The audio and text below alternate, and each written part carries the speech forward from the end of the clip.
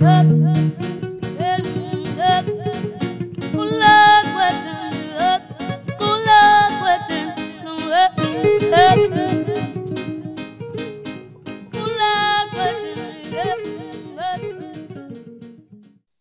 guerra fue inevitable o se podía haber evitado? ¿Es Rusia, es Putin el que nos ha metido en esta guerra que estamos padeciendo? Vamos a verlo. Un poco, bueno, no mi tesis, pero vamos, lo que siempre defiendo es que la guerra estaba dentro de los planes de Estados Unidos y también de Ucrania. Y creo, después de haber escuchado a la Merkel hace nada, en los planes de Europa. Yo creía que Europa había sido engañada como Rusia, pero me temo, desgraciadamente, que no. Vamos al lío. Ya todo el mundo conoce el informe de la RAND Corporation, es un informe de un think tank muy relacionado con el Pentágono, y hace en el 2019 una reflexión de cómo hay que acabar con Rusia. La primera medida para acabar con Rusia es dar armamento letal a Ucrania. Está ahí puesto. Me asure, uno, dar ayuda letal a Ucrania. El segundo, seguir apoyando a los rebeldes sirios, a los terroristas sirios, que no son rebeldes, estamos hablando de Al-Qaeda y estamos hablando del hijo de Al-Qaeda que se llama Estado Islámico.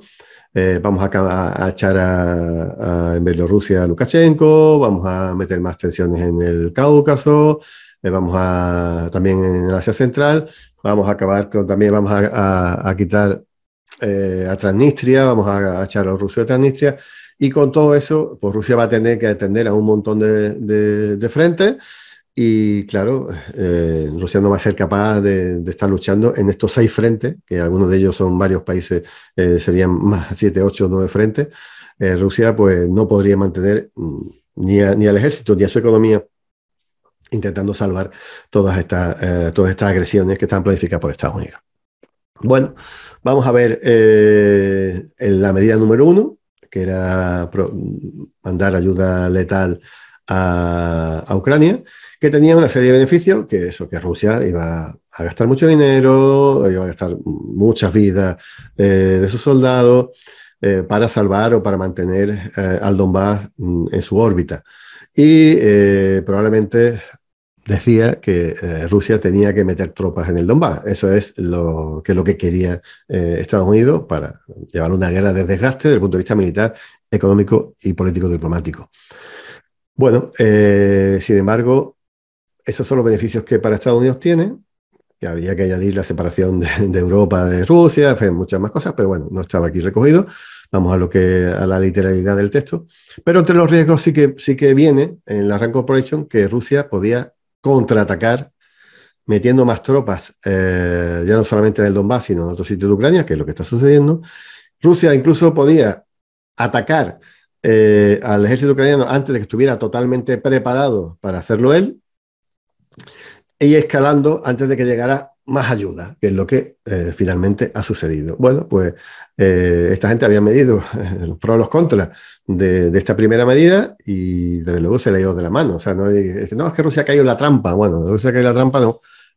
Rusia efectivamente no tenía más remedio que defender a la población rusa del Donbass, y de Novorrusia, y así lo ha hecho, pero bueno, tuvo que dar el primer paso físicamente de entrar en Ucrania, y por eso, bueno, lo están condenando medios de comunicación, las políticas occidentales.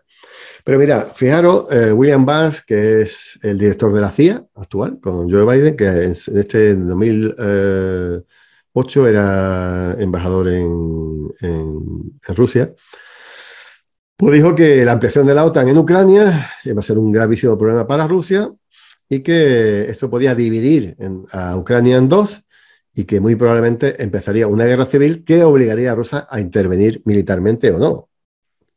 O sea, que este hombre en 2008 había sido capaz de predecir lo que está sucediendo hoy. Y fijaros, no es que ese hombre dijera eso y se fue a su casa y ya no. Este hombre aparece como director de la CIA. O sea, este hombre sabe lo que dijo, y evidentemente se ha hecho a pesar de todos los pesares, con lo cual se sabía que a Rusia iba a intervenir, que no tenía más remedio que intervenir para defender a su gente.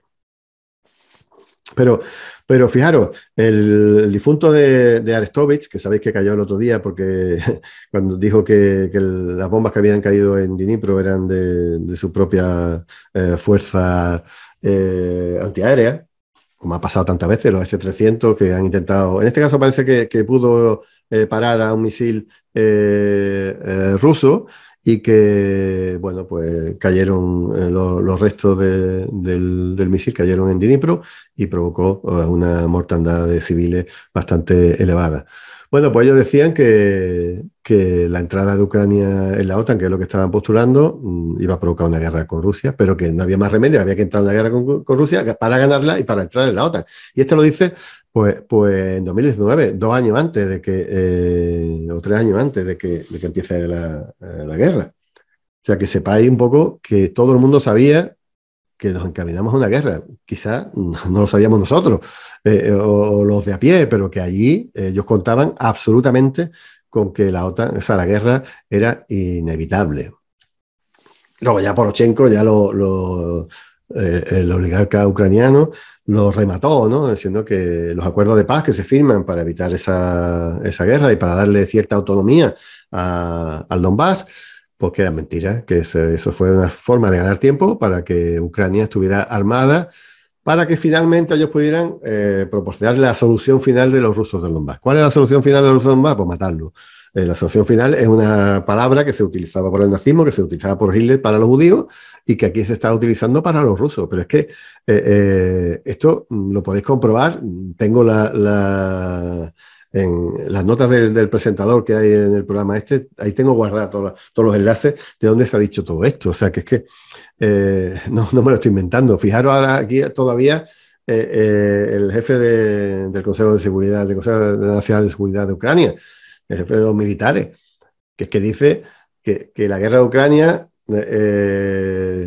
fue una búsqueda directamente por el régimen de Kiev y que ellos mismos estuvieron saboteando los acuerdos de paz para ir a la guerra. Pues si es que lo dice también en el 2000, o sea, no, esto lo dice ahora, refiriéndose a aquellos de 2019, ya estaban jugando a la única base de la guerra y por eso hay fortificaciones en el Donbass tan enormes que hablan, el otro día hablaba alguien de la Wagner, de que había como 500 líneas de defensa en una sola ciudad, ¿no? Creo que era en Bakhmut, Artemovsk o en Avdiivka, una de las dos, había como trincheras, kilómetros y kilómetros de zonas subterráneas para conectar una trinchera con otro, búnkeres, las trincheras estaban totalmente llenas, o sea, cubiertas con hormigón, etcétera, etcétera, ¿no? O sea que por eso está siendo tan lento la liberación de muchas ciudades del Donbass y de Bielorrusia. Desde el 2019 están preparando la defensa porque estaban preparando la guerra.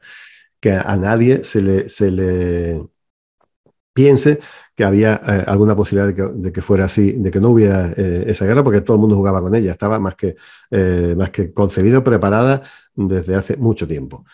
El payasete de Zelensky hace alguna ley, no sé, y habla de que va a entrar en Crimea por la fuerza, que no había ninguna solución negociada de por medio, a pesar de los referéndums y demás, ¿no? Y bueno, era otra señal de que había guerra. Y luego esto fue de hace unos días. A mí me alucina un poco, ¿no?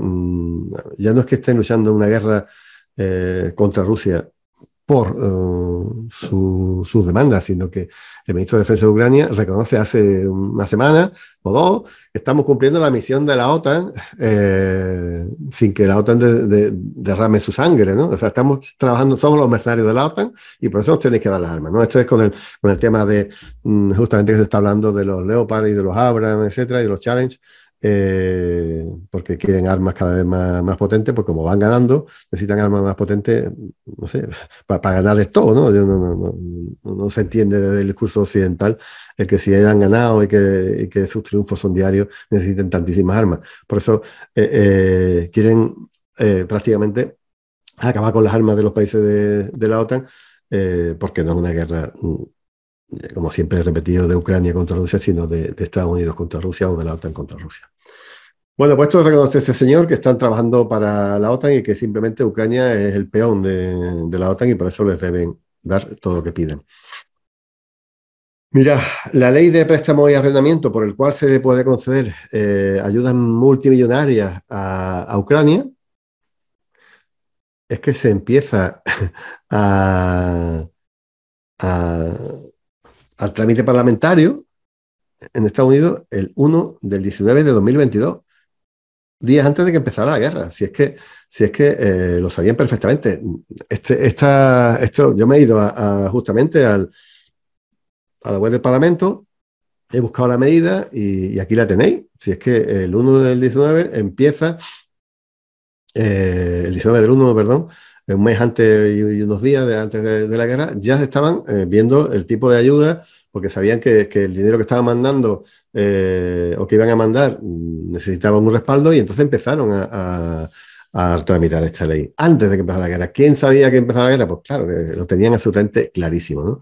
Y bueno, si nos vamos a los informes de la OCE que todavía están colgados en la página, también podemos ver perfectamente cómo Ucrania, días antes de que empezara, esto fue en febrero, eh, sí, fue en febrero cuando se emite, se ve que prácticamente todos los ataques que están en amarillo están o bien en la línea de separación de Donetsk y Lugansk, con la parte liberada, con la parte ocupada, pero prácticamente había sido todo dentro de la zona de Donetsk y Lugansk, porque Ucrania estaba, como llaman, ablandando las posiciones defensivas para iniciar una gran ofensiva final para retomar, para reocupar Donetsk y Lugansk. Aquí están unos papeles que se interceptan justamente a la Guardia Nacional, que te hacen ver que estaba ya preparándose para la gran ofensiva final. Y bueno, no soy de poner muchas frases de religioso, pero joder, hasta el Papa sabe que el conflicto ucraniano lo ha iniciado la OTAN con los ladridos que estaba haciendo en las puertas de la frontera rusa. En fin, que creo que con las declaraciones estas y demás todo el mundo sabe que, bueno, sí, que Rusia ha entrado en Ucrania a defender a la población del Donbass y a la población rusa de Rusia, de Novorossiya y del Donbass. Pero que el agresor estratégico es Estados Unidos, eso no lo puede dudar absolutamente nadie después de haber visto esto, porque todo el mundo sabía que había guerra y todo el mundo sabía que era supuestamente la mejor solución. O sea, que nos quejamos ahora, pero bueno, esto es lo que hay.